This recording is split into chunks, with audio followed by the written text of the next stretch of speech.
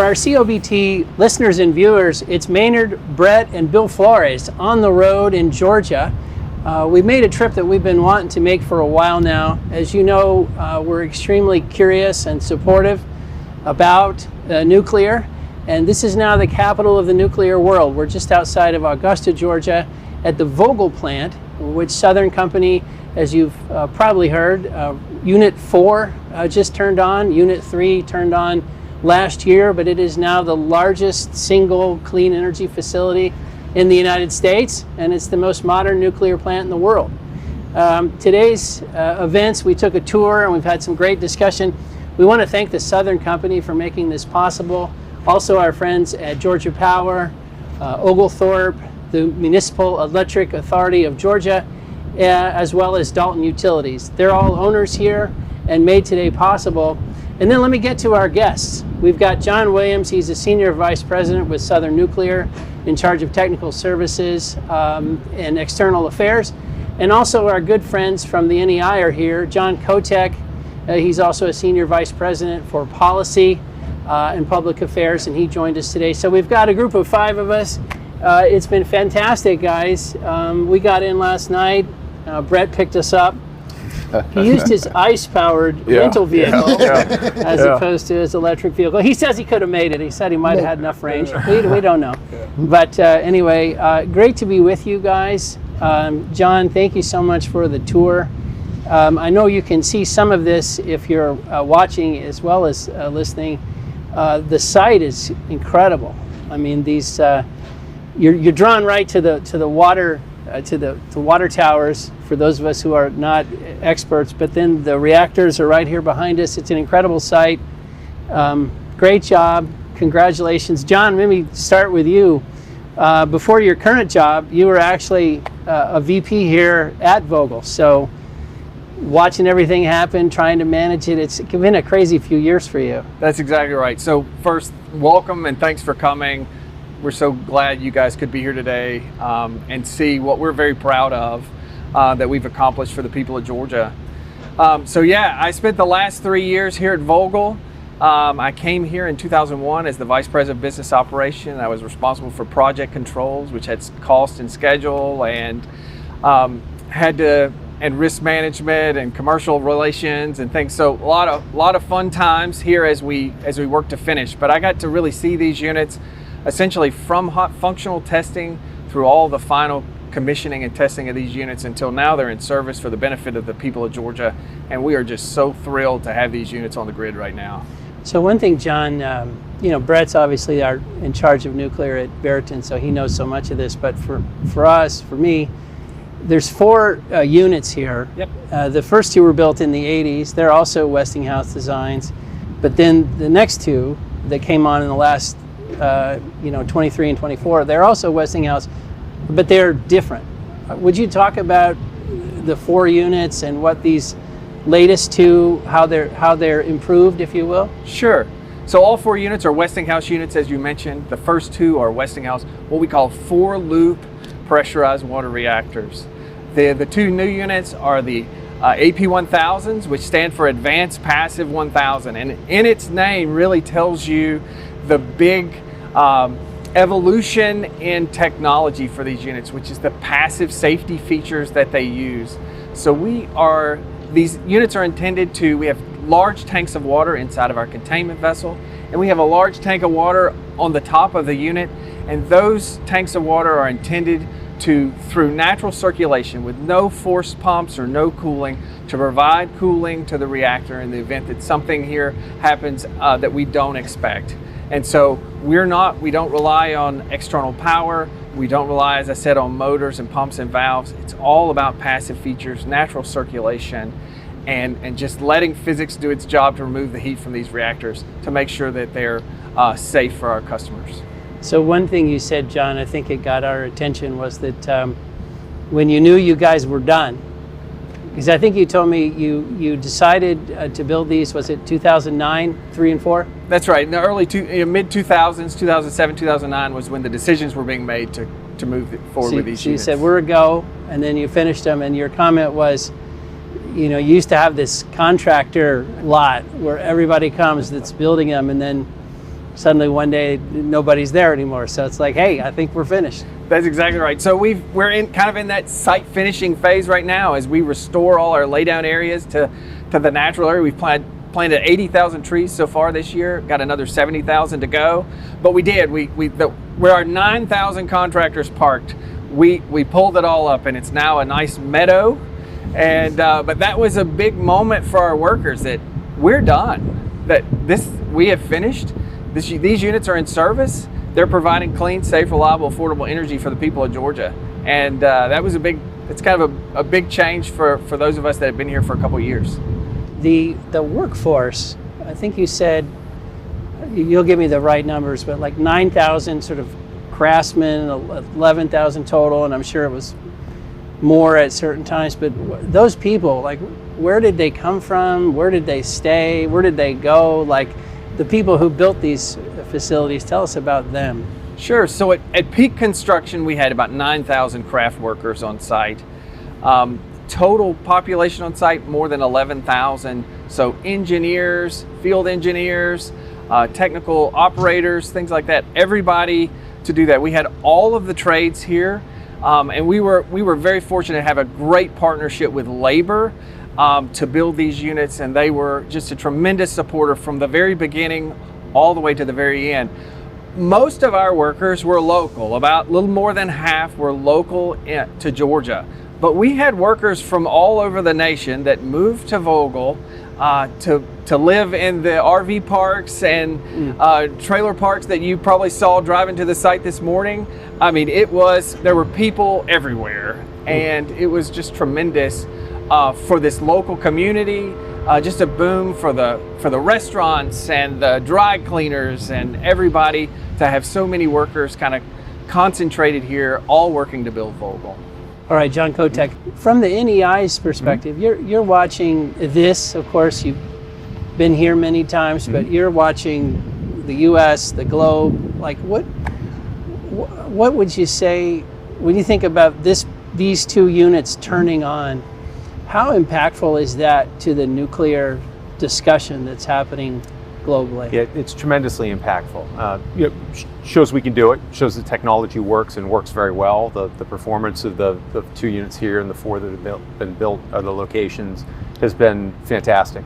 And it's one of the things that's causing power companies and governments in other parts of the world to be very interested in building new nuclear and building U.S. origin technology. So we're really excited about that. Another thing that we're seeing is that the availability of the firm, clean power, so something you turn on and off when you need it, unlike renewables, which have a role but they're intermittent, right? Having something that's firm and clean like this really helps meet the energy demands of those consumers that are really concerned about getting to 24/7, around-the-clock clean power consumption, right? And that's becoming something that companies are willing to pay a premium for. Right, as they look to a future where lower life cycle carbon products are going to be valued, they want low carbon electricity to help fuel their operations or build their products.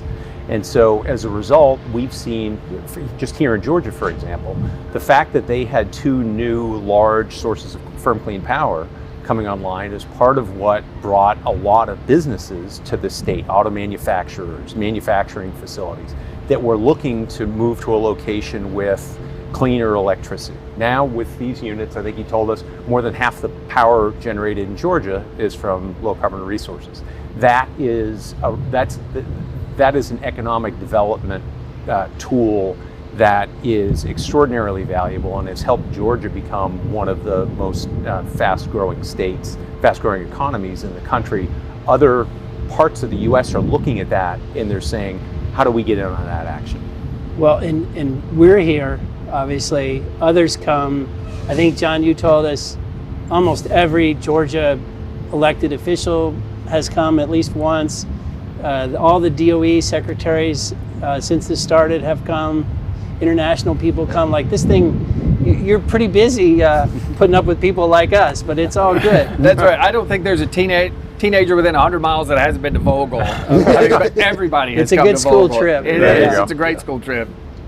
Well, John, this is such a fascinating story, and thank you again so much for having us here. But, if we think about the late 2000s and grid dynamics and electricity demand. That's a totally different time than we're sitting in now today. As John alluded to, economic development impacts, new manufacturers, new industry coming. How should we think about the impact that 2 gigawatts has on the grid? Is it already spoken for? Is it paving the way for the future? How have the changing dynamics of Georgia Power's needs met or exceeded or been complementary to Vogtle 3 and 4's expansion? Sure, so you're right. Things have changed a lot from 2007 when, in Georgia, we're a fully integrated state regulated utility. So we submitted that integrated resource plan where we and the state decide how are we going to provide for the energy needs of our state for the next 20 years. And we kind of worked through that process in a public forum with hearings.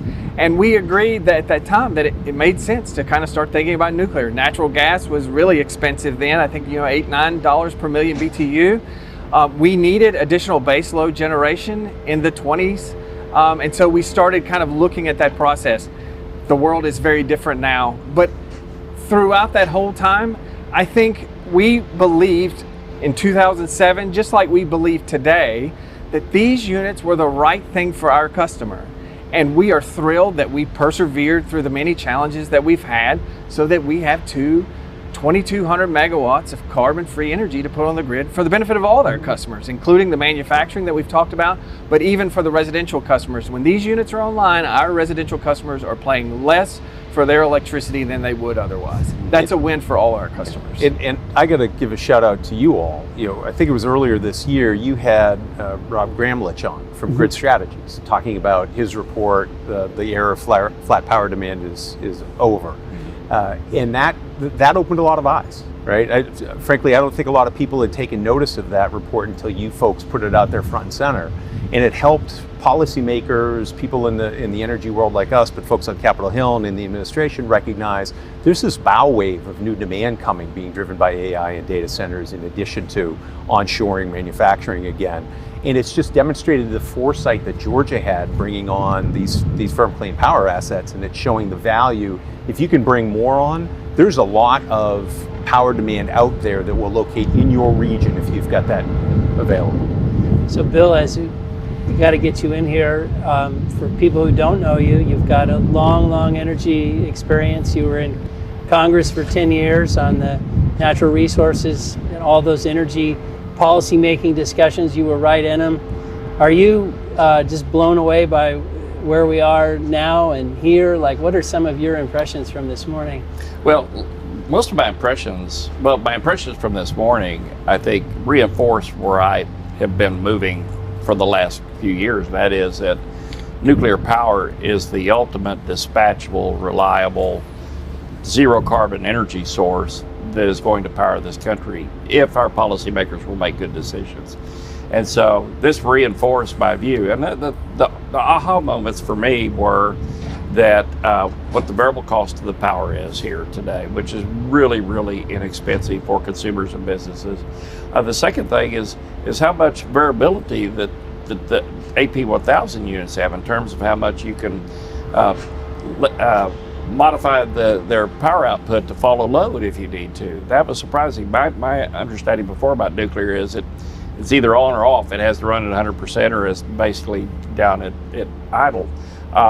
And so that was an aha moment. Another thing that was interesting is what Southern Nuclear is getting ready to do in terms of being able to use a higher level of enrichment so that they can go longer between refuel cycles, which will make nuclear power even more valuable and actually more inexpensive to the consumer. So those are the things I learned. My take home, going back to Texas, putting my ERCOT cap on for a minute, is that, okay, we're a leader in Texas in renewable power. And it has been great because it's zero carbon and it's inexpensive, but it also causes incredible challenges to maintain a reliable grid. And so this is the type of solution we need. Not only the AP 1000s, which have great safety systems, but also the next gen nuclear. What can we do in the advanced nuclear space and a small modular reactor? So those are my take homes. going back to ERCOT. That's awesome. John, do you think you could give us that cost of the electricity that comes out of the site here that was so impressive to Bill? Yeah, so we dispatch our units based on our fuel cost and variable O&M. A nuclear unit has very little variable O&M, so fuel cost, typical industry average for is about $6 a megawatt, and so that's what our nuclear units are dispatching at. That's amazing. But you mentioned this while we're on cost, because I think to lay people who are, and I'll throw myself in that bucket, who are saying, I like nuclear, one of the concerns they always bring up is the cost. But Georgia, we know this from having David Gaddy on the podcast. Georgia, all of these plants, they're all in the rate base, so they're in the bills. It's not like Uncle Sam picked up the tab. They're in the bills. And Georgia's cost of power, I want to say, is like 13 cents a kilowatt, so it's below the national average. That's right, and we believe that's a function of our model, where we're able to kind of work with our regulators to choose, what's makes the best sense for our customers. We can balance our fuel sources between gas and nuclear and renewables, but we can also make those long-term investments that ultimately provide the lowest cost to our customers. And if I could jump in on that real quick, you mentioned Uncle Sam. I do want to give credit to our friends at DOE's Loan Programs so we got Office. some from Uncle Sam. All right. We've got an Uncle Sam moment. So they loan funding to help make this possible, and I think that was an important part of getting this across the finish line. The other comment about cost is, what we know from other countries is if you can get to a sustained program of new build, where you're building the same plant over and over again, and you're in a stable regulatory environment, you can go down the cost curve rather quickly. So we were talking earlier, from Vogtle 3 to Vogtle 4, 20-ish%, right, improvement. The next AP1000 in the US will cost less because we'll have a more experienced workforce, the design's finished, the supply chain is more established, the regulator knows how to do what they need to do. So we just need to get to that sort of steady drumbeat of new construction in the US, and prices will absolutely go down. And maybe just to hit the high numbers for everybody listening and watching at home, Vogtle 1 and 2 were $9 billion-ish. That's right. Right? Vogtle 3 and 4, just the cost of everything, not including financing and this other stuff, was like 21 and a half. 21 and a half, that's correct. Okay. Because I think a lot of people start slopping around numbers, and it's important to get those numbers out. I know I was slopping it around on the tour, and you corrected me, John. True. But those are the numbers. That's correct. And to John Kotek's point, from 3 to 4, significant drop in the timing and the cost. And in the future, we should, as a nation, expect more drops, as long as we continue it. John Williams, you gave us a sense of the synergies of building. Sure. Can you talk about that? Yeah, and it's really the design once, build many mentality, right? Yeah. So as John said, we did see significant cost improvements from 3 to 4, moving down that cost curve as you would expect any new technology, about 15 to 20% better on 4. But we tested and commissioned Unit 4 in about half the time that we tested and commissioned Unit 3. Yeah. And that's where some of those cost savings come in. So yeah, absolutely. And we have those lessons. We know the next AP1000, wherever it's built in the US or somewhere else in the world, it's going to be designed to look just like Vogtle Unit 3. That is the model plant that's being sold throughout the world. And Southern Company is committed to make sure that any utility that chooses to build an AP1000 will get the lessons learned from Vogtle 3 and 4, so that they can learn all the things that we learned, and we can continue to move down that cost curve. So we talked about it with the Georgia teenagers comment, but I mean, this facility is now like the place to go in the world if you want to see the latest and greatest nuclear plant. So, like, bless you guys for letting so many of us come through here and see it. Yeah, we think it's important. We want to see AP1000s built all over the world. We think it's a great technology. It's good for us if there are a lot more AP1000s in operation. And so we absolutely welcome those that are considering the technology to come here and see it firsthand. It works. We hosted the president of Poland here a couple months ago, and he said if Poland is going to invest in this technology, I want to see it. I want to see that it works. And he saw that it works. That's so important. And your point about the teenagers, by the time those teenagers have reached our age, The construction costs of these units have long been paid off, and you'll now have a source of firm clean generation that's going to last for decades.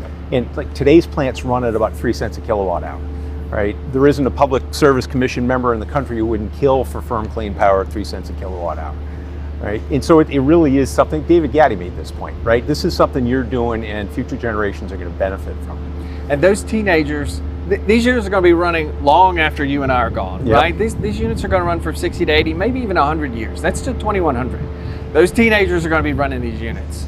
There was also, Maria Korsnick, I've seen her talk about this at the NEI bill. I feel like I've seen politicians and national security people talk about it. But once you become the supplier to a nuclear plant, I mean, talk about business forever. I noticed as we were going through some of the companies that made some of the equipment, this always makes me, I guess, wonder if we're valuing these things correctly. Yes, they are expensive. There's a lot of upfront, but they last so much longer than any other asset, and there's so many other tangential benefits. There are. I mean, with the grid services that these nuclear plants provide are tremendous. From a local community's perspective, these are hundreds and hundreds of well-paying long-term jobs that are generational. So the tax base that comes along with that, along with on that the question, payroll. John, how many people work here? So between the 4 units, we'll have ultimately about 1,500 people working here full time. Right. So that's an economic engine you can build a community around, right? And then in terms of what does the country derive in terms of benefits, when we're supplying civil nuclear power to other countries, we're embarking on what can be a century-long relationship with that country, between initial permitting and construction through 60, 80, 100 years of operation and then shutting down.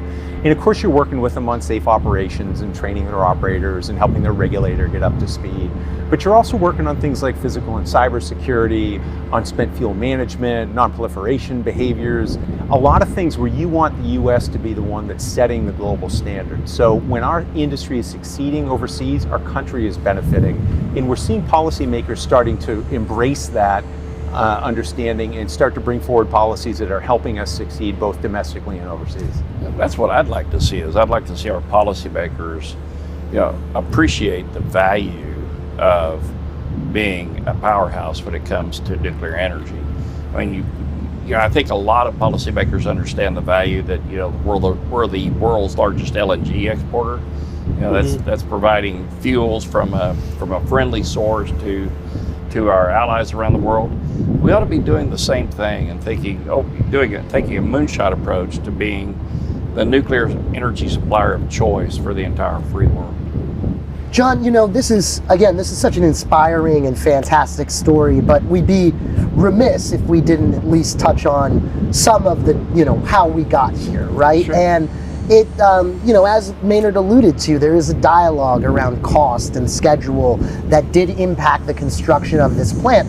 But sometimes, at least to me, as a, perhaps slightly more informed PhD. person, slightly I'll give you more a PhD. informed, just slightly more informed person than Maynard, to me it seems a lot of times like the dialogues around what happened or where those costs or where those schedule impacts, they seem to be wrong or just very oblivious or just all over the place and everything. People pointing to regulatory changes and other. So what happened here from kind of your all perspective and everything? We had an initial estimate, an initial schedule. We went beyond that and everything. How did we get there, and what were the causes a little bit of that?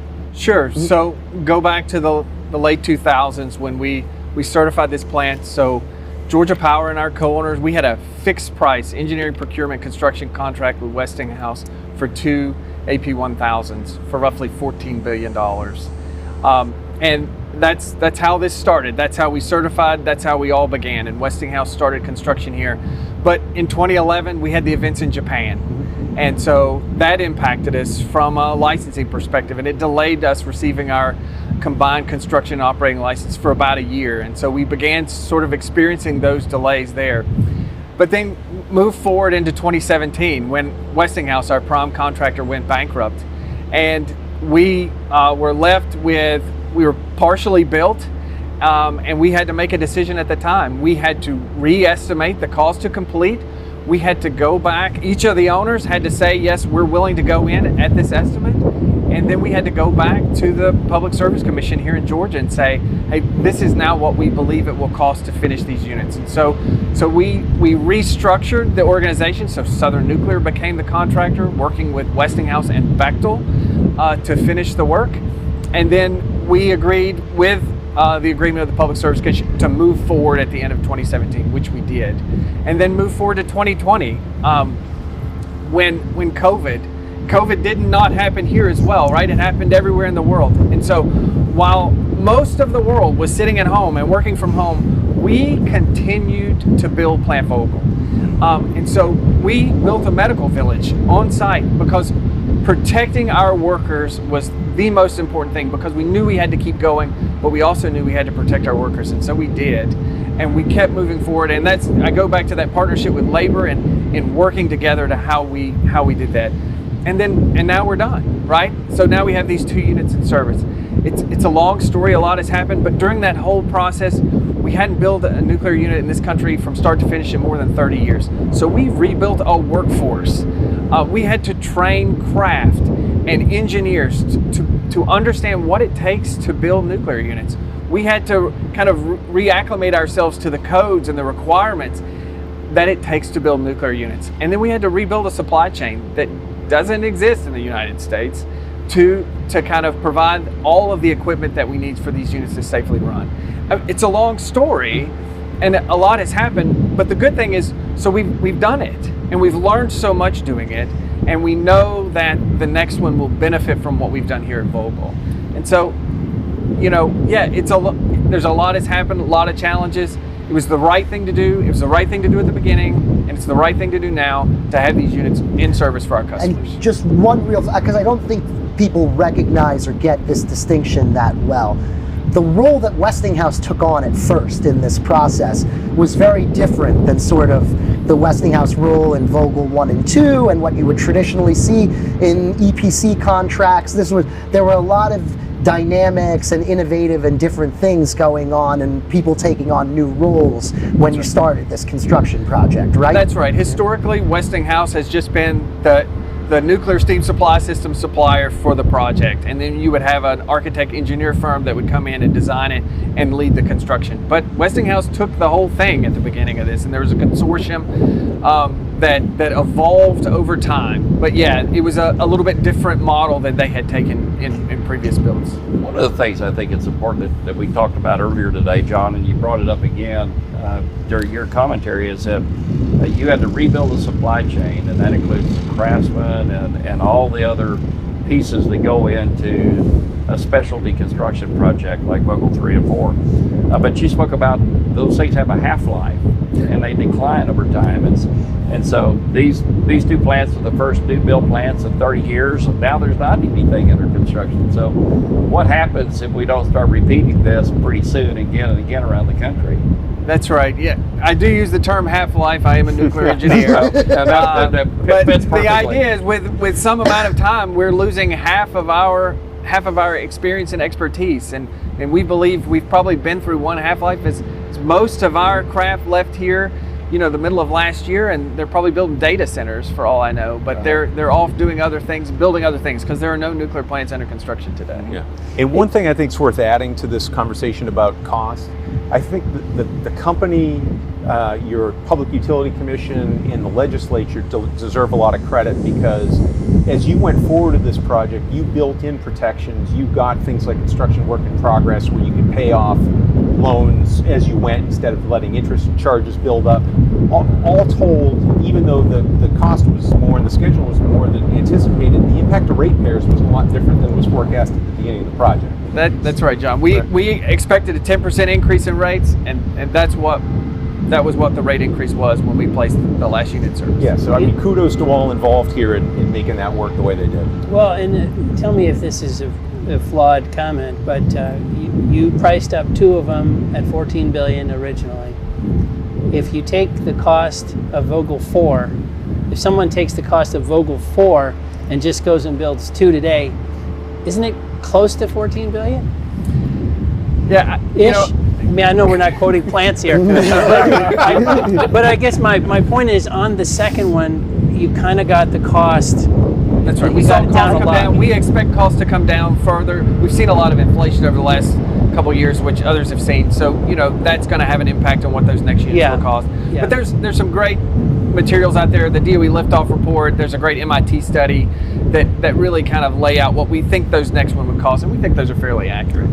Bill, this whole thing reminds me of, when the Defense Department, maybe this is a terrible analogy, but you go build a big new thing, right? And of course the first one costs a lot, and then you start bringing it down. And when you get the government involved in some way, shape, or fashion, costs tend to go up a little bit too. But as a former congressman, what's your perspective on building out a lot of nuclear, funding it, getting it done, getting the costs down? Like, what's your takeaway? Well, what I would like to see, I mean, if you look at the recent acts that the federal government has passed to deal with climate change, their power component related parts were really focused on renewables.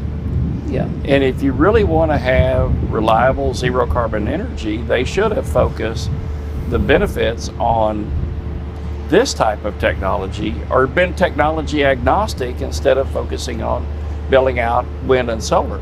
I mean, I can tell you from firsthand, based on what we see in Texas, is that wind and solar look cheaper at the top line, but by the time you get the power conditioned and you add enough redundancy so that you have reliable power, and then you build in your transmission cost to get it from a remote area to a load center, it's equivalent. I mean, in my view, it's equivalent, if not higher, than building this type of technology.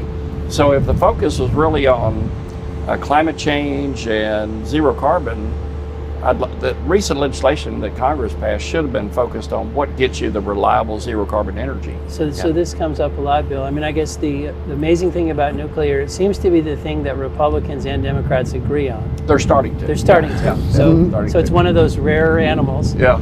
But the other thing, there's always talk about how the IRA might get tweaked, or how energy policy might get tweaked. Whoever is elected, do you think we might see, and John, you should jump in here too, are we going to see more direct support for nuclear out of the federal government? I would certainly hope so, because if you look at the sourcing for the materials that you have to use for wind and solar, and if you look at what the cost implications, the reliability implications that we're starting to see, Congress would be well advised, policymakers would be well advised to think, how can we grow this energy at home and make it reliable, make it 24/7, and make it zero carbon? If they would just ask those questions, you'd see this happening, as well as what we're doing in Texas with our nuclear task force that Governor Abbott stood up, so that Texas can produce the next generation of smaller reactors. Yeah. John, you mentioned this before. Yeah, Texas. Yeah, no, That comment you made about Texas, we got to get that one I'm in excited to see where they land and what sort of state level policy they might bring forward. Because let's face it, you look at the success we've had in the growth of wind and solar, it's been a combination of smart federal and state policies that have combined to create the market conditions that have allowed those technologies to go forward. With nuclear, you're quite right. We have seen bipartisan policy proposals, even the Partisan Inflation Reduction Act, for the first time put nuclear on par with wind and solar in terms of the benefit received for new construction. I think we're going to need a little bit more. As we know from this experience, building the firsts of any new technology costs more. When it's a capital intensive project like this, you're going to want to have a way to share those extra costs fairly across the various participants, and to the extent that the government's benefiting, and we know the federal government benefits from projects like this, we think there should be a federal participation in that as well. And so we're in active conversations right now, but at both the federal and the state levels, trying to create conversations around the types of policies that would help the first few of a kind of these or of small modular reactors get built, so that we can move down that cost curve and start building them at scale. John, do you mind, Bill mentioned the materials and sort of everything that goes into one of these. It was a unique moment. We went past a facility where you used to make concrete that is designed to handle the stresses of a nuclear plant, but there's all these kinds of things that people don't have an appreciation for. Do you mind just talk about some of the inputs to a nuclear plant? Sure. I mean, concrete, lots and lots of concrete. So you're right. We had you can make a sidewalk from here to Seattle and back, and all the concrete that we've put at 3 and 4. And then there is steel and rebar and all the components that you would expect to be here. But cable, miles and miles of cable that run throughout this facility. So yeah, all those piece parts. I mean, when I first got here in 2021, there were laydown areas all around us where all these components were staged, getting ready to be placed into the plant. So just a tremendous amount of equipment is involved to build one of these things. But ultimately, what you get at the end is worth it. And you shared, you're a Georgia Tech nuclear engineer, and we were talking a little bit about, Brett's a Florida guy, as everybody knows. What any sense of what's going on at your alma mater, other schools? Is nuclear catching on again? Are people taking the major? Are we going to get more nuclear engineers?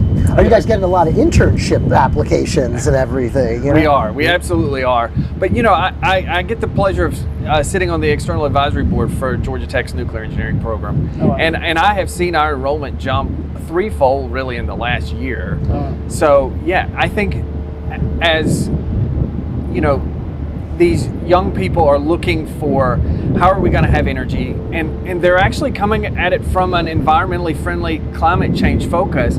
When they look at it, they're like, oh, I'm going to go study nuclear engineering. And it's very exciting to talk to these young people about why they're interested in nuclear engineering. And this sounds like a crass, Generation X question, but what's the starting salary of a nuclear engineer? That's a good question. That is a good question. It's probably more than people what I used to started make return on years ago. investment decisions with their career, Bill.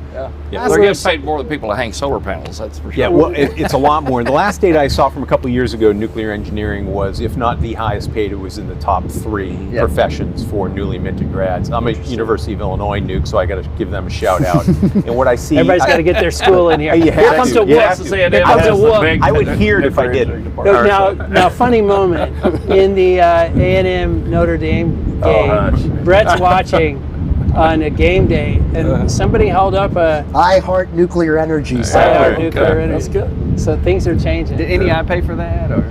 We did not. No, although it was. He's a Texas A&M student. It was an NIL. It was an NIL deal that he put little atoms on the helmets. We only talk about a lot. All right, I got one question for you, because this is another layman thing here, John. But this cooling tower here, I think everybody associates that image with a power plant, and probably honestly with a nuclear plant, and it's like the most benign thing anywhere, right? Would you mind just telling folks what's going on there and what's coming out the top? No radiation coming out the top. There's no radiation coming out of the top. That's right. So a cooling that's a natural draft cooling tower or a hyperbolic cooling tower. It's used at all sorts of facilities that generate electricity. So coal units, nuclear gas units, all can use hyperbolic cooling tower. But essentially, without the use of any fans or motors, we're taking water that's coming out of our main condenser that has been used to cool the steam,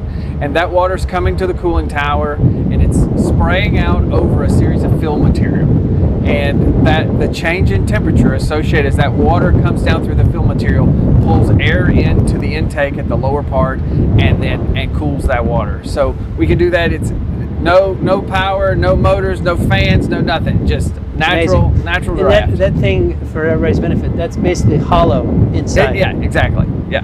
Really amazing. John, I think, cooling towers, the popular mind goes there, but one of the things that always also comes up in the popular mind around nuclear, where's the waste, right? We're sitting here in this beautiful site on this beautiful day and everything, and people are normally talking about nuclear. Well, I don't see a big waste dump or anything like that anywhere here. So what are we talking? Where is the waste here? How big of a footprint? What are we talking about when people are talking about that? Sure. So we haven't refueled Unit 3 and 4 yet. So all the fuel is still in the core. But at Units 1 and 2, all of the spent nuclear fuel that's come out of those units is sitting on this site. And of course, you haven't seen it yet, right? So we have a spent fuel pool there, and we use that, all the fuel coming out of the reactor is stored there for at least 5 years. But really, we stored fuel there for more than 20 before we began using dry cask. So a cask is just a cylindrical container where we load the spent fuel in it and can store it safely outside now that it's cooled over time. You know, But I think it's important to know that this is not something that a few teenagers in an El Camino can pull up to and pick up and take home with them No. or anything like that. So. That's right. It's interesting. You said something, John. We were talking before. Most people go to clean, reliable, affordable. Like that just rolls off their tongue. But you said clean, safe, reliable, affordable, and safe is obviously where nuclear fits in so well. The security here is huge. The protocols. I mean, but maybe just talk about the complex in terms of safety, keeping people out, just all of that stuff. It's very impressive. Sure. So first, safety is foremost here. That was in our construction, in our operations.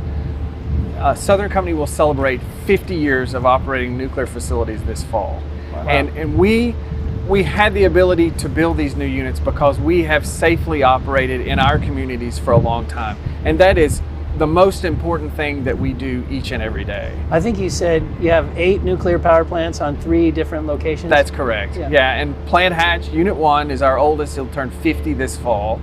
And so just, that's legacy of safety is important. But our safety comes in a number of areas. One, physical security. So you're right. We have a significant security force that's well trained and ready to protect the facility. Cyber security is one we talked about when we were in the main control room, and the steps that we go to ensure that nothing from outside can impact the operations of any of our units, especially our new units, which are a newer and more digital technology. So completely air gapped from the outside to make sure, and the steps that we do to make sure anything we bring in is not tainted or has any, there's no risk to that software. And then, the passive safety features, I'll go back to those things. These are the most safe nuclear plants operating anywhere in the world. And that's a great benefit to our customers going forward. John, you mentioned this AP1000, this design.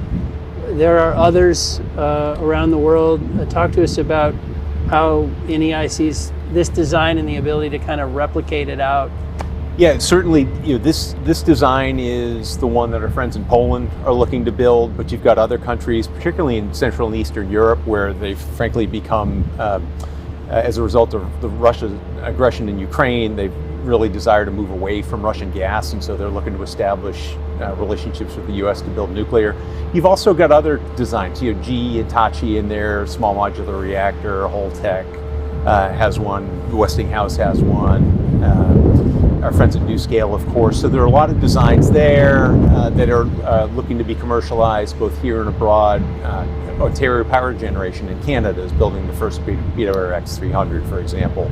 You've got the TerraPower, Bill Gates, liquid sodium cooled reactor being built in Wyoming.